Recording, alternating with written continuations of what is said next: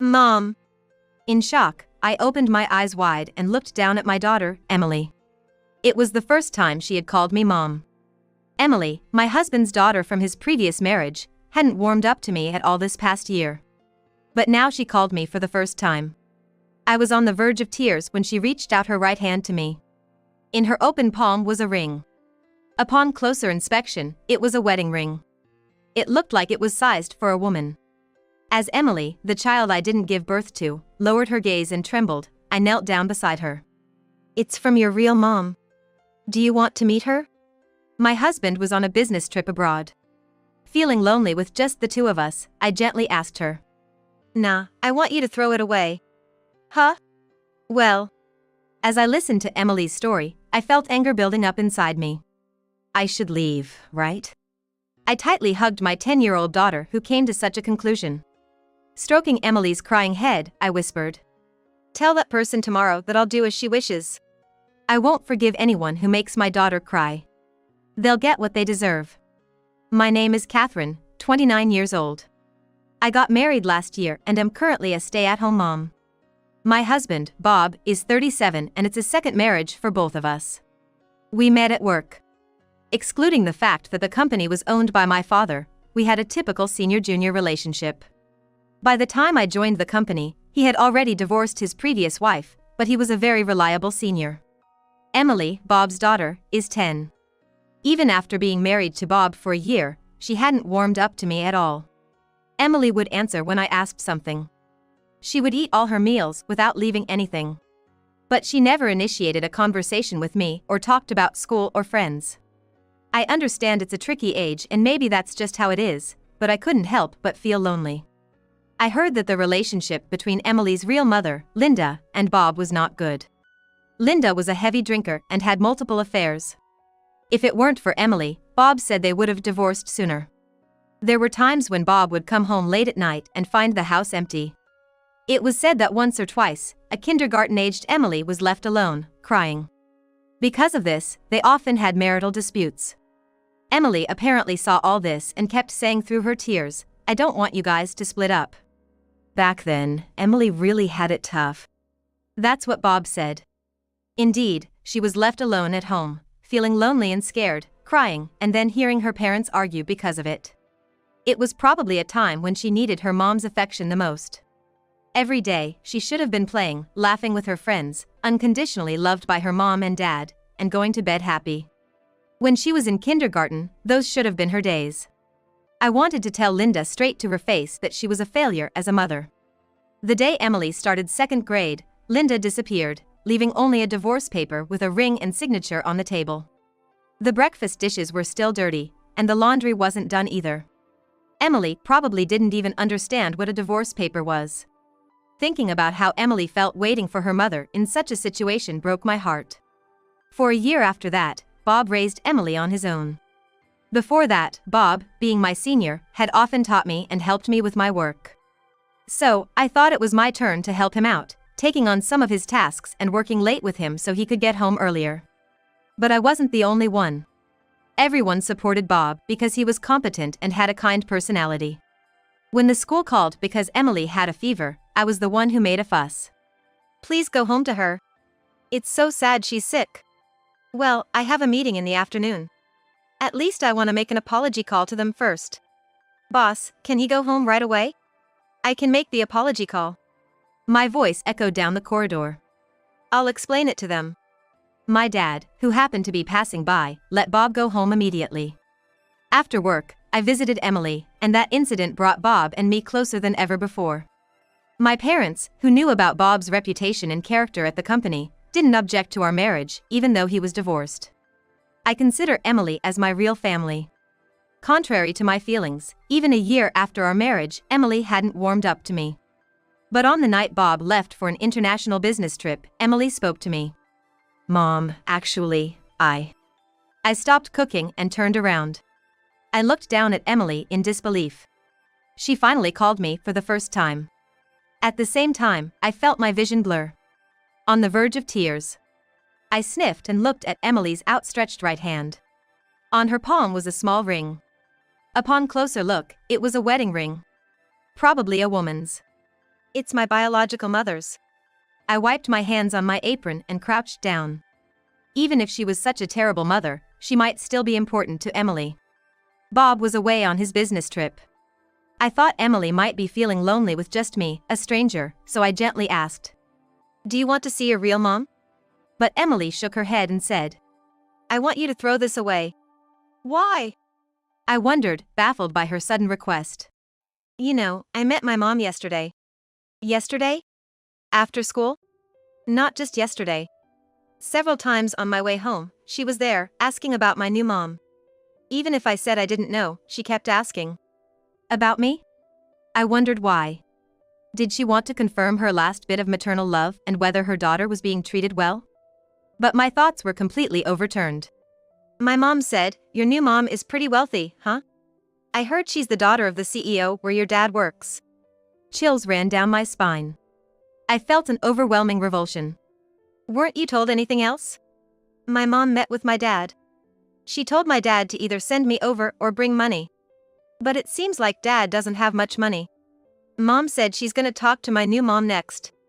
She told me to throw a fit and say I don't want to go to her place." Tears streamed down Emily's face. I felt a wave of anger rising within me. Should I leave? I embraced my 10-year-old daughter, who had come to such a heartbreaking conclusion. Stroking Emily's tear-streaked face, I whispered, "Tell her tomorrow that you'll do as she wishes." I can't accept someone like that as a mother. She made my daughter cry. And she's gonna pay for it. That night, after Emily was asleep, I called Bob. I confirmed what Emily had told me earlier. "It's true. I didn't tell you, Catherine, because I didn't want to worry you. But ambushing Emily. I didn't know about that either. It was news to me. However, I did ask Emily if she wanted to live with her mom. Even though she's no good, she's Emily's real mom. But Emily said she didn't want to. She wants to continue living here. But it seems Linda has been visiting her quite a few times." Bob's anger was palpable even over the phone. I understood his feelings entirely. "Anyway, on the next school holiday, I'm gonna meet with Linda along with Emily," I told him. Bob responded with urgency in his voice. "Can you wait until I return from my trip?" "No, I can't. She made Emily cry. I can't stay quiet any longer." I reassured Bob, saying, "Don't worry." Then hung up. The next day, as I was tidying my room, Emily came home from school. "How was it today? Did she show up? Did you give her the note?" "Yes, she said to make sure I'm there at 10 a.m. on Saturday." "All right, thank you." The note I gave her specified to meet at a coffee shop on a school-free Saturday. I bet Linda believes she's gonna get money without any suspicion. Seeing the sad expression on Emily's face, I suggested, "How about we go buy some new clothes to wear?" "Huh? We gotta dress up nicely. It's gonna be the last time we see her on Saturday." Still looking unsure, I asked Emily one more time. "Are you really okay never seeing her again?" "I don't want to see someone who causes trouble for Dad and you," Emily said, her eyes filled with determination. "Well then, wash your hands, and have some snacks from the fridge," I instructed, and she happily complied. Watching Emily energetically exclaim "yep," and dash to the bathroom, I began putting the old books I'd taken out back into the paper bag. Emily and I were dressed in clothes that anyone could instantly recognize as high-end brands, and we headed towards our designated coffee shop. I usually wouldn't pick out such clothes. Whether they're expensive or not, I just want to dress Emily in clothes she looks good in and that she loves. However, today even this serves as a way to challenge the other party. "All right, Emily? No matter what I or she says, you're gonna trust me, right?" Emily, nodding firmly, had her head gently stroked by me. Holding hands, we confidently walked into the coffee shop. "Oh, Emily, you're wearing such lovely clothes. It really suits you," Linda, who was already there, said with a big grin on her face. "Sit next to your mother," she instructed. Ignoring Linda's words, Emily chose to sit next to me. Linda's face twitched slightly, but she quickly put on a smile to cover it up. I also smiled and deliberately placed a heavy paper bag and a branded purse right in front of Emily. "There's something precious inside. Keep an eye on it." The color in Linda's eyes changed. She was greedily staring at the paper bag, probably thinking it contained a luxury purse and money. I ordered a coffee for myself and a cake set for Emily. After introducing ourselves, I quickly brought up the topic. You want Emily back, huh? Yes, indeed. She's such a lovely girl. I just want to raise her on my own, Linda replied. I see. I heard from Bob that you, Catherine, truly love Emily like she's your own daughter. Of course I do.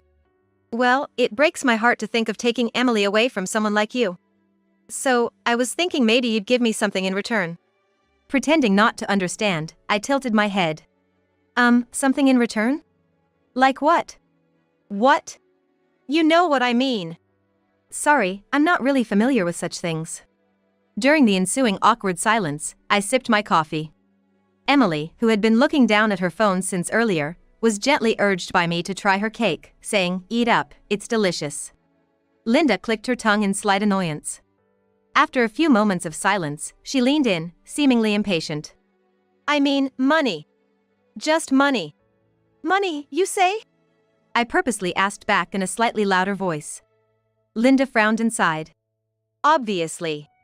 I'm giving up my precious daughter. I deserve some compensation. I interrupted. No. I'm a mother too. I know how precious a child can be. I have no intention of snatching Emily away from you, Linda. Linda sat there with her mouth agape. Emily looked surprised, dropping her fork and staring at me. I picked up the fallen fork and handed it back to Emily. She might have felt betrayed. It hurt me to think so, but since Emily had nodded in trust earlier, I decided to trust her as well. What on earth are you talking about? Linda exclaimed. As I said, if both you and Emily wish, I will return Emily to you. I'll even help persuade Bob, I assured. Linda said in disbelief, hold on a minute, chuckling. She looked over at Emily with an anxious expression. Emily, you don't want to be separated from Catherine and your dad, do you? She said, almost accusingly. Emily looked at Linda, then at me, and looked down. Lifting her face, she replied, either way is fine. Then she dropped her gaze to her smartphone. Are you crazy? Bang. Linda slammed the table. Emily looked up in surprise. Well, then, I want child support. $10,000. No, that's not enough. Give me $50,000 to start. Linda was desperate. Her patience was running thin, and her true colors were starting to show. I leaned back in my chair and crossed my arms. It's not up to you to decide, Linda. There should be a proper calculation for that. Discuss with Bob about paying more. It's not me who's gonna pay, I said firmly. Linda, who thought she'd get the money easily, was getting more and more frustrated. But I kept my cool and stared right back at her. This was just the beginning. I'm gonna push her into a corner. To ensure she never shows up in front of Emily again. You did tell me through Emily, right? That you'd do as I wished. Yes. You haven't done anything. Your father is a CEO, isn't he? He can afford it. As Linda's voice grew louder, I whispered, people are watching. She looked around and shut her mouth. I exaggeratedly sighed and said, what are you talking about? I checked with you first, right? You wanted to take custody of Emily. You said you wanted to raise her. I agreed to help. Is there a problem? What problem? You. Linda's lips trembled. I pressed on. Also, Linda, how do you plan to support Emily? Child support is meant for Emily's necessities, not for your luxury, you know? That's ridiculous. Bob left me for a younger woman. Emily, if it comes to that, you'll suffer with me. If you don't want that, beg this woman to pay me. Her desperation was evident. She always lived selfishly, depending on others, never making an effort. It's no wonder she felt betrayed. She had it coming. So, are you saying this? Even though you have no intention of raising Emily, you want custody just for the money? Linda didn't answer. She just glared at me. I'll harass you until you pay up. I'll go to Emily's school. I'll scream outside your house. I'll make sure everyone knows you took her from me. Linda growled, showing she was beyond caring about appearances. That's enough. I reached out and grabbed a bag in front of Emily. From it, I took out a small voice recorder. I turned it off and showed it to Linda. That's a clear threat. And after hearing this, no one would want to give you custody. It's not about whether you have money or not, it's beyond that. Linda jumped up, damn it. She tried to snatch the recorder from me. But I pulled it away. As she lunged further, a hand from the side grabbed her wrist. Both Linda and I turned to look. Dad! Emily's voice echoed through the restaurant. Bob, why are you here? Linda was shocked. I was curious too. Bob, with a cold look, said to Linda, if you try to harm my wife, I'll sue. I had never seen Bob this assertive before. Daddy! Emily exclaimed, throwing her arms around him. Bob gently patted Emily's head. Although he was supposed to be on an overseas business trip, he was here. When asked why, he laughed and said, how could I not come back during a family crisis? He then turned his gaze back to Linda. You really should realize that as a mother, our daughter no longer accepts you. You're acting in ways that make you despised as a person. Though his voice hinted at anger, Bob spoke calmly. This, however, surely dealt a heavy blow to Linda. Possibly more than any argument I've presented before. After all, while Linda still addresses Bob by his old familiar name, Bob now addresses her more formally and speaks to her with a certain distance. Linda clenched her teeth, looking down, her body quivering with frustration. At least, she began, her voice low and strained. Suddenly, she reached out, pulling a paper bag towards herself. At least let me have this, she said, holding the bag protectively. It's fine, I responded casually. I was actually gonna sell these books at a used bookstore later. If you want them, they're yours. At my words, Linda let out a surprised huh? She checked the contents and quickly pushed them away. I don't want such dirty old books. This was exactly the reaction I expected from Linda. I couldn't help but sigh internally. Oh, Emily hurriedly picked up the book that had fallen to the floor. She dusted each one off, looking sympathetic, and returned them to the bag. I stood up and crouched next to Emily. These books were given to me by your grandpa, I explained. From Grandpa? Even though he's no longer with us, I thought he'd be okay with giving them away today. But since Linda doesn't seem to want them, would you like them, Emily? Emily looked up with a smile. Yes, I'll cherish and read them. That's good to hear, I smiled back. Some of these are first editions, worth thousands of dollars each. The one most taken aback by this was Linda. What? No way, I'll take the books. You said you'd give them to me, right?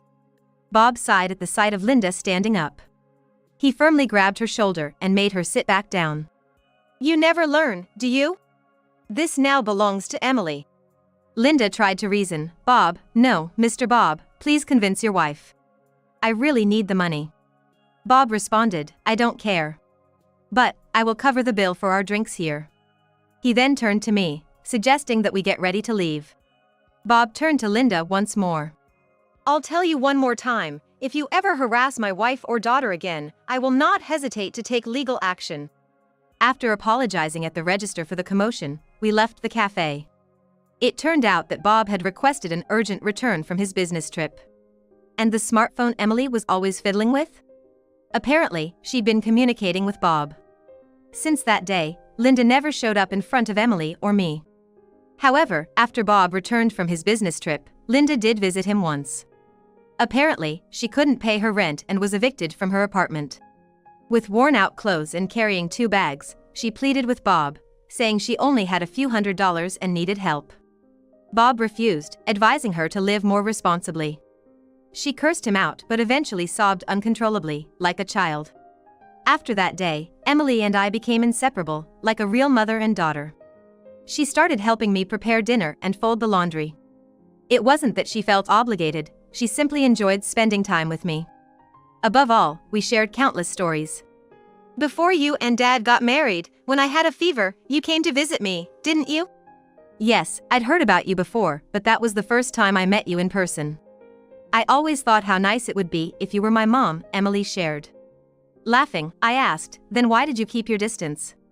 She admitted she didn't want to get too attached, fearing the eventual separation from Linda. You didn't have to worry about that. I comforted her. I am your mom now, and I'll always protect you. We'll always talk and depend on each other, okay? Sure thing. Emily replied with a radiant smile, which made me cherish our bond even more.